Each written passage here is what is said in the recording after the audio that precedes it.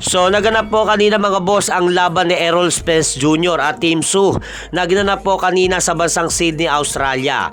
So sa naganap na laban ni Errol Spence Jr. mga idol, napansin po natin ang malaking problema nga po niya ay ang mahabang layoff po nito sa ibabaw ng ring na hindi napapalaban at kawalan na activity fight nito.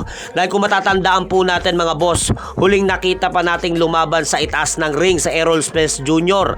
ay noong taong 2023 pa kung saan tinalo pa siya ni Terence Bud Crawford via technical knockout sa round 9. At napansin din po natin sa ipinakitang performance ni Errol Spence Jr. mga idol ay ang hindi pagiging pressure fighter po nito kapag inaatake niya ang kanyang kalaban sa ibabaw ng ring.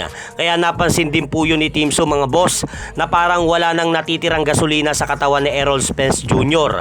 Kaya ang ginawa nga po ni Team Su mga boss kay Errol Spence Jr., akyat baba nga po nagiging banat nito sa katawan at hindi niya hinahayaan makapagpahinga sa bawat round sa Errol Spence Jr. Kaya mapapansin po natin mga boss, kapag binibira nga po ni Team Su sa Errol Spence Jr. sa katawan ay talagang napapayakap nga po ito kay Team Su na senyales na talagang nasasaktan nga po ito sa mga ginagawa sa kanya ni Team Su. Kaya tama nga po naging prediction ni Robert Garcia mga idol sa mangyayaring laban ni Errol Spence Jr. kontra Team Su na kaya daw hindi na kumuha ng isang tune-up fight sa Errol Spence Jr.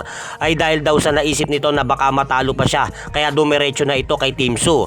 At ito nga po mga idol ang nangyari kay Errol Spence Jr. mga boss, natalo po siya sa kamay ni Team Su sa pamamagitan ng 12 round unanimous decision sa score ng tatlong horado na 118-110, 117-111 at 117-111 upang mag-improve na po ang kartada ni Team Su mga idol sa 28 wins, 3 losses with 18 knockout.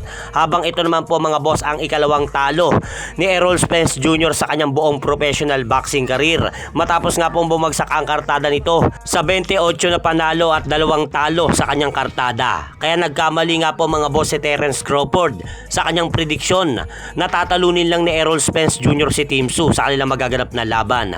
Dahil kung matatandaan po natin, sinabi ni Terence Crawford sa isang panayam nito na pupunta siya sa bansang Australia upang suportahan si Errol Spence Jr. sa kanyang magaganap na laban. At hanggang dito na lang po muna ang aking update sa mga aganapan sa mundo ng boxing. At syempre mga idol, huwag nyo rin pong kalimutan, pakisuportahan nyo naman po muna ang ating munting channel. Maraming salamat po.